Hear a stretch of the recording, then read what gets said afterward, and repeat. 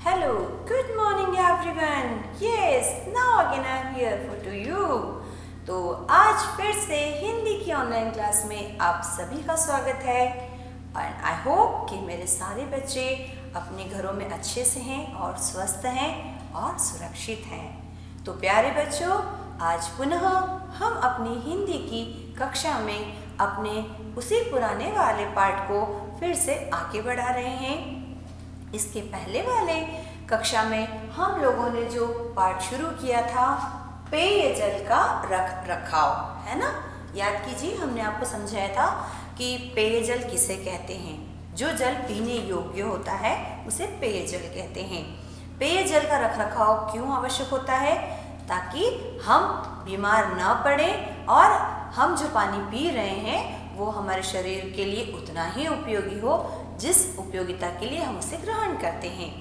पेयजल का रखरखाव हम कैसे कर सकते हैं, उसको कैसे स्वच्छ बनाए रख सकते हैं, हमने ये जाना था। जब भी हमें पेयजल को यूज़ करना हो तो हमेशा हमें डंडीदार लोटे का प्रयोग करना चाहिए।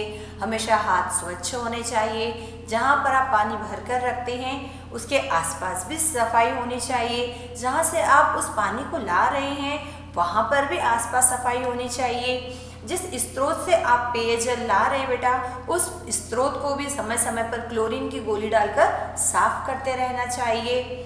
और अगर पानी में गंदगी है तो उसे नहीं पीना चाहिए। तो ये कुछ हम लोगों ने तरीके पढ़े थे पेयजल को रख रखाव करने के या उसको स्वच्छ बनाए रखने के। अब हम लोग आज अपने पाठ के पठन के आधार पर इससे संबंधित जो प्रश्न दिए गए हैं पुस्तक में, आज उनको हम पूर्ण करेंगे बेटा। तो सभी बच्चे सबसे पहले अपनी पुस्तक, है ना, मयूरपंख निकाल लीजिए। उसमें पेज नंबर 65 निकालिए।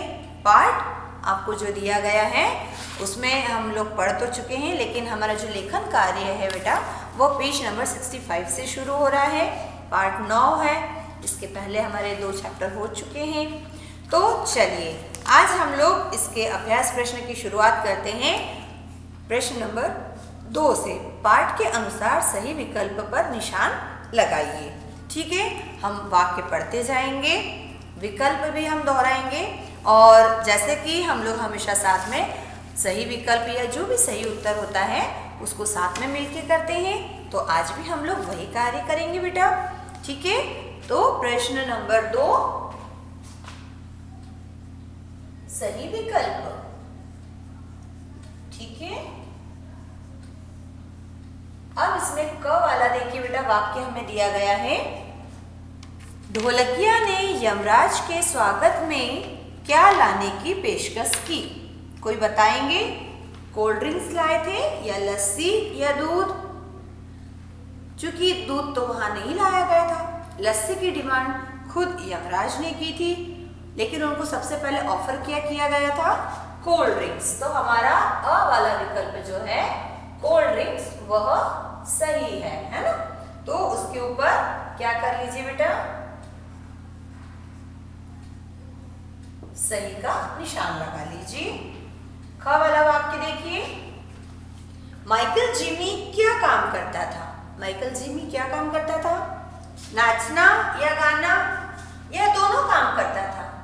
तो वह दोनों काम करता था। तो उस ग नंबर के विकल्प पर क्या कर लीजिए, सही का निशान लगा दीजिए। अब ग वाला वाक्य देखिए, ढोलकिया ने यमराज से जिमी को क्या देने के लिए कहा? जब उसको सजा सुनाई गई थी तो सजा के तौर पर क्या बताया गया था कि उसको डंडीदार लोटा दे दे, उसको छन्ना दे दे या उसको दोनों चीज देने को कहा था। तो ग वाला विकल्प सही है, उस पर चिन्ह लगा लीजिए सही का। घ वाला वाक्य देखिए बेटा, कुलबुल कुलबुल ऐसे बिल्कुल हिलता हुआ कौन आया था? यमराज? नहीं, यमराज तो वहीं बैठे हुए थे। जिमी? नहीं, जिमी को तो सीधे से पकड़ के लाए थे। तो तीसरा कौन आया था? कीटाणु आया था ना, कीटाणु। कीटाणु पर सही का निशान लगा लीजिए सही विकल्प के रूप में। फिर कीटाणु को खत्म करने के लिए पानी में क्या डालना चाहिए? तेल डालना चाहिए? वो तो पानी पूरा खराब हो जाएगा, है ना। मिट्टी डालना चाहिए? मिट्टी तो ऑलरेडी पानी में होती ही है। जहाँ भी जिस भी स्रोत से हम पानी लेते हैं वहाँ नीचे मिट्टी होती ही है। हाँ, अगर आप वाकई में उसे साफ करना चाहते हैं तो हमें उसमें क्या डालना चाहिए? क्लोरीन की टिकिया। देखिए, अब आप कहेंगे मैम क्या सभी वाक्यों में एक ही ऑप्शन सही क्यों आ रहा है? बट अनफॉर्चुनेटली हमें पुस्तक में सारे सही ऑप्शन जो है वो एक ही नंबर पर दिए गए हैं, तो हमारा कार्य था सही विकल्प चुनना। ठीक है, इसके बाद है बेटा मौखिक प्रश्न उत्तर। चूंकि मौखिक प्रश्न उत्तर है इसलिए हम उनके उत्तर मौखिक ही देंगे। पहला, नाटक की शुरुआत में किसने गाना गाया? किसने गाना गाया था? ढोलकिया गाता हुआ आ रहा था ना।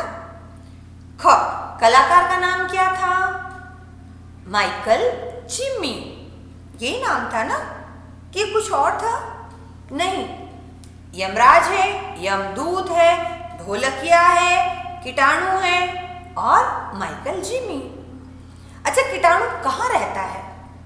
वैसे तो वायरस सभी जगह रहते हैं, लेकिन हमारे चैप्टर में जो कीटाणु है वो कहाँ रहता है? पानी में रहता है। ठीक है, फिर उन्होंने पूछा कि पानी में क्लोरीन की टिकिया किस लिए डाली जाती है? किस लिए डाली जाती है? सिंपल, पानी को साफ करने के लिए या पानी से गंदगी हटाने के लिए या गंदे पानी को साफ करने के लिए, है ना। इसमें से हम कोई सा भी उत्तर लिखते हैं तो सभी ऑप्शन या सभी जवाब सही हैं। ठीक है, इसके पश्चात है रिक्त स्थान बेटा, कि उचित शब्द चुनकर रिक्त स्थान भरिए। क वाला है, मीठी लस्सी किसके लिए अच्छी रहती है? सेहत के लिए या आपके भोजन के लिए? बता सकते हैं? सीधी सी बात है, भोजन भी हमारी सेहत के लिए होता है तो मीठी लस्सी भी हमारी सेहत के लिए अच्छी होती है। सेहत यानी कि आपका स्वास्थ्य। ठीक है, फिर रिक्त स्थान की उपयोगिता को जरूर जानो। यमदूत की उपयोगिता नहीं, पानी की उपयोगिता। अगर आपने पानी की उपयोगिता नहीं जानी तो यमदूत तो फिर आपको ले ही जाएगा वैसे भी, है ना। अच्छा, माइकल जिम्मी को रिक्त स्थान में घुमाने का आदेश दिया। पृथ्वीलोक या यमलोक? चूंकि माइकल जिम्मी पृथ्वीलोक से तो आया ही था तो उसको वहां क्यों घुमाएंगे? उसे यमलोक में घुमाने का आदेश दिया गया। घ नंबर का वाक्य, कीटाणु हमारे रिक्त स्थान के अंदर पहुंचकर बीमारियां पैदा करता है। कहाँ पहुंचता है? कपड़ों में या शरीर में? कपड़ों में भी आता है, लेकिन कपड़ों से उसे झाड़ा जा सकता है, लेकिन वह फिर वहां से कहाँ जाता है? सीधा हमारे शरीर में। क्योंकि पानी जो है ये पानी में रहने वाला कीटाणु है तो ये पानी के द्वारा हमारे शरीर में सीधा पहुंच जाता है ना। एक वायरस अभी और बाहर फैला हुआ है जो कहीं पर भी अगर हम टच भी करते हैं तो उसके थ्रू हम तक पहुंच जाता है। धीरे धीरे हमारे हाथ, हमारे कपड़ों, फिर उसके द्वारा वो हमारे शरीर में भी पहुंच रहा है। लेकिन पानी का कीटाणु तो सीधे पानी के द्वारा ही हमारे शरीर में पहुंच जाता है। अंग वाला वाक्य देखिए, रिक्त स्थान के परिवार का काम तमाम कर दो। एक दिया है परमाणु। परमाणु जो होता है बेटा वो एक तत्व होता है ना। जैसे अणु और परमाणु एक हिस्सा होते हैं किसी भी वस्तु के, छोटे से छोटा वाला जो हिस्सा होता है उसे परमाणु कहा जाता है। लेकिन यहाँ बात किसकी हो रही है? कीटाणु की।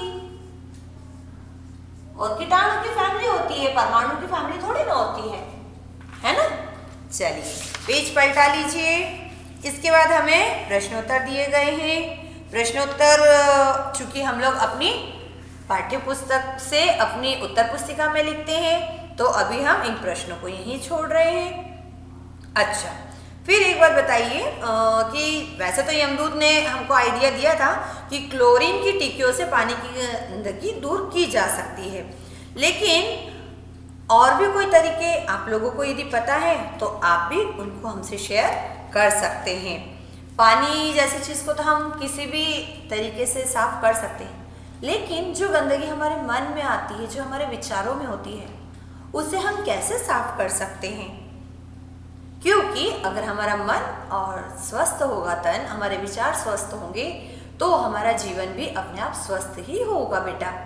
तो सिर्फ बाहरी स्वच्छता पर ध्यान न देकर हमें अपनी आंतरिक स्वच्छता पर भी ध्यान देना चाहिए। ठीक है, अब इसके बाद में बेटा हमारे पास भाषा की समझ। भाषा की समझ, भाषा की समझ सभी को पता है कि जो भी पाठ हमें दिया जाता है उसमें व्याकरण के अंतर्गत यदि कोई से प्रश्न बनते हैं या व्याकरण वाले कोई रूप होते हैं तो वे प्रश्न हमें पूछे जाते हैं। जैसे आपको जो अभ्यास प्रश्न 1 दिया है वह दिया गया है, विशेषण शब्दों से भाववाचक संज्ञा शब्द बनाइए। यानी हमें कुछ विशेषण वाले शब्द दिए गए हैं और हमें उसे विशेषण से किस में कन्वर्ट करना है? भाववाचक संज्ञा में। यानी उस शब्द को हमको किसी भाव में बदल देना है। जैसे क नंबर पर है बेटा साफ। साफ क्या होता है? विशेषण होता है। यह साफ बर्तन है, यह साफ मेज है या यह साफ कपड़े हैं। अब अगर मैं इसे भाववाचक में बदलूं तो साफ वस्तु के अंदर कौन सी भावना होती है? सफाई की, है ना। फिर ख नंबर पर हमें दिया गया है गंदा। यह गंदा रुमाल है। तो गंदा रुमाल है तो गंदा तो क्या हो गई? उसकी गुण हो गया है, विशेषता हो गई, लेकिन उसके अंदर भावना कौन सी है? गंदगी की। इस तरह से, है ना। फिर ग नंबर पर देखिए बीमार। यह बीमार व्यक्ति है। उस बीमार व्यक्ति में कौन सा भाव है? बीमारी का। घ वाला शब्द दिया गया है हमें आसान। यह आसान कार्य है तो आसान में भाव कौन सा होता है? आसानी का। मैं आसानी से यह कर सकता हूं। ठीक है, सॉरी थोड़ा सा छोटा हो गया है हमारा लेखन। ठीक है, इसके बाद में बेटा हमें दिए गया है शब्दों के समानार्थी लिखना है। समानार्थी अर्थात समान अर्थ देने वाले। जैसे कि आपको एक शब्द दिया है, देखिए पानी, है ना। क नंबर पर क्या दिया है? पानी। पानी के 2 समानार्थी कौन से हो सकते हैं? एक तो होता है जल और एक होता है नीर। ठीक है, फिर दूसरा ख नंबर पर कौन सा शब्द दिया है? कथा, राम कथा। हमने पढ़ा था ना ये शब्द पिछले वाले पार्ट में। तो कथा का हम क्या लिख सकते हैं? कहानी या वार्ता भी कहते हैं ना। बड़े बूढ़े लोग उसे वार्ता भी कहते हैं कि आज वार्ता सुनावागा, है ना। निमाड़ में ऐसा वाला वाक्य बहुत चलता है।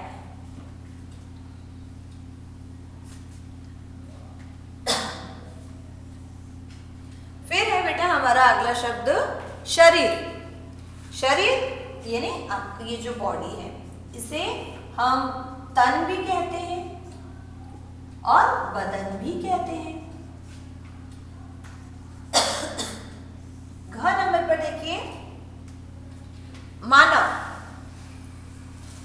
मानव को आप एक और शब्द कहते हैं मनुष्य या मनुज या नर भी कहा जाता है।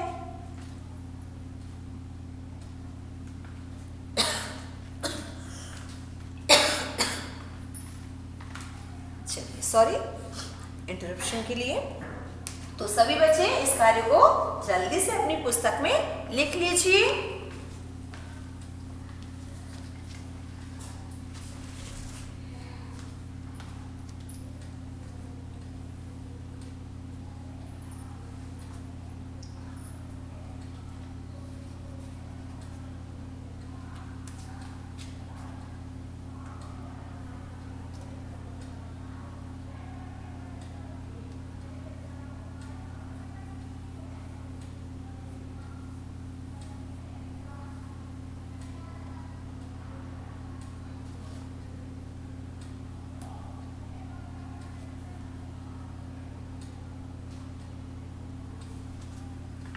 चलिए बच्चों, अब इसके बाद में हमारा अगला वाला जो अभ्यास प्रश्न है क्या दिया गया है हमें, देखिए दिए गए वाक्यों में से हमें सर्वनाम शब्द चुनकर लिखना है।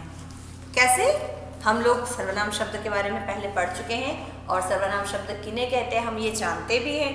संज्ञा के स्थान पर आने वाले शब्दों को सर्वनाम कहते हैं। तो बहुत आसान है, हमें वाक्य में से सर्वनाम वाले शब्द को ही केवल चुनना है। ठीक है, तो यहाँ पर हम क्या कर रहे हैं, वाक्य पढ़ रहे हैं और उसमें से शब्द चुनेंगे। ठीक है, चलिए पहला वाक्य क्या दिया है हमें, अभ्यास प्रश्न 3 का क। यह धरती पर पानी में रहता है। धरती संज्ञा शब्द है, पानी संज्ञा शब्द है, रहता जो है वो क्रिया शब्द है। तो हमारे पास सर्वनाम शब्द कौन सा बचा, यह, है ना। फिर ख वाला वाक्य, मेरा तो धंधा ही बंद हो जाएगा। धंधा भी कार्य है, बंद हो जाएगा क्रिया हो जाती है। तो सर्वनाम वाला शब्द हमारे पास क्या बचा, मेरा।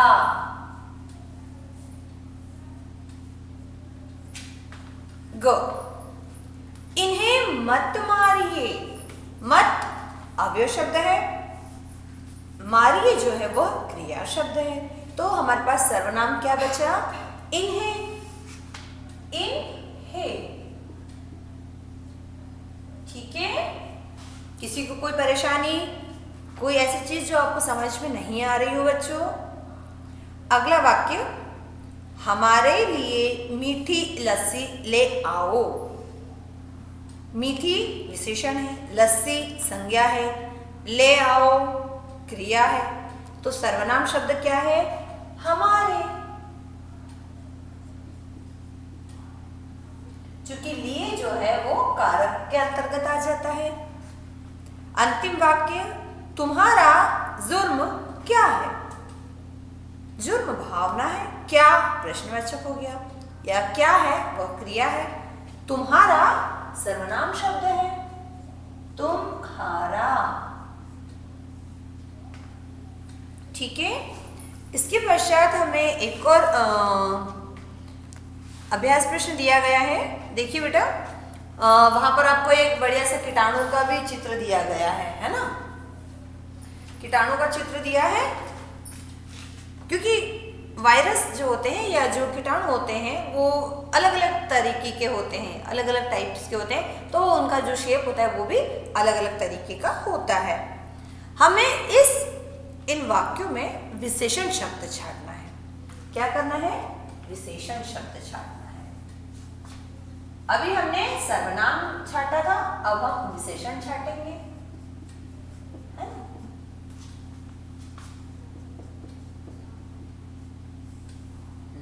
क वाला वाक्य देखिए बेटा, विशेषण सबको पता है, संज्ञा या सर्वनाम की विशेषता बताने वाले शब्दों को विशेषण कहते हैं। तो पहले हमें ये देखना पड़ेगा कि वाक्य में संज्ञा या सर्वनाम वाला शब्द कौन सा है। क, इसने गंदा पानी पिया है। इसने सर्वनाम हो गया, लेकिन विशेषण की खासियत क्या है कि वह संज्ञा सर्वनाम के आगे आता है। तो इसने के आगे नहीं है।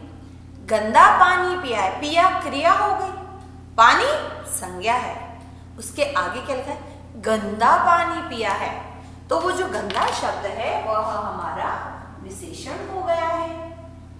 ठीक है, तत्पश्चात यमराज ने, यमराज व्यक्ति तो संज्ञा है।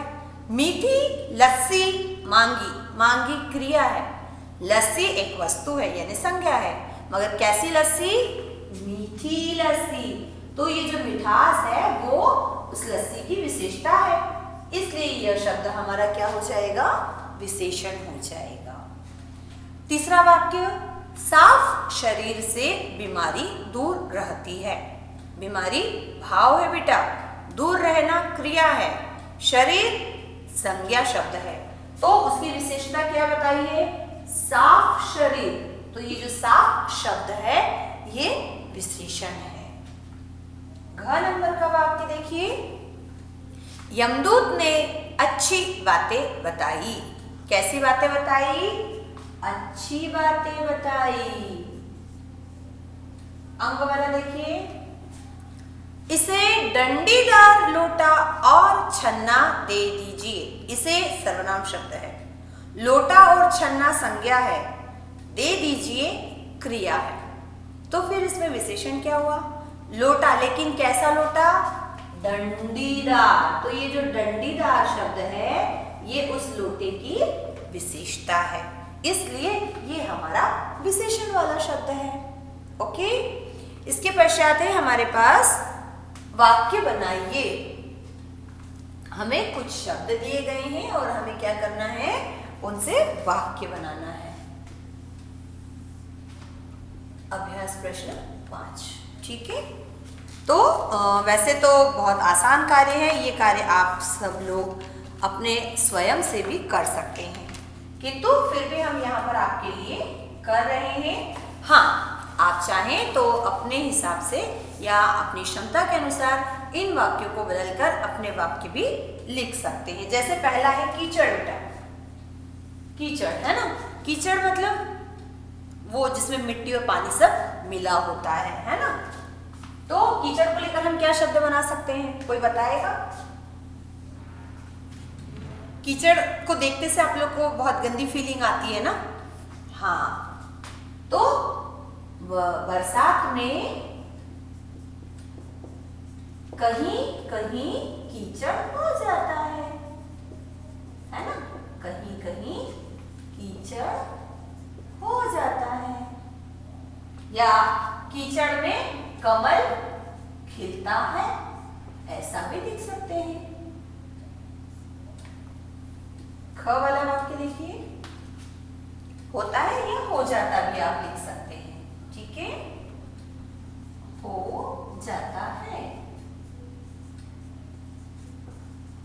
जहां पर भी अधिक मिट्टी गिरी होगी और जैसे वर्षा ऋतु में बरसात होती है ना, तो वो मिट्टी तुरंत कीचड़ में परिवर्तित हो जाती है। फिर इसके बाद है दुकान। दुकान, मैं दुकान पर गया, या मेरी सोने चांदी की दुकान है, या मैं यह सामान दुकान से लाया।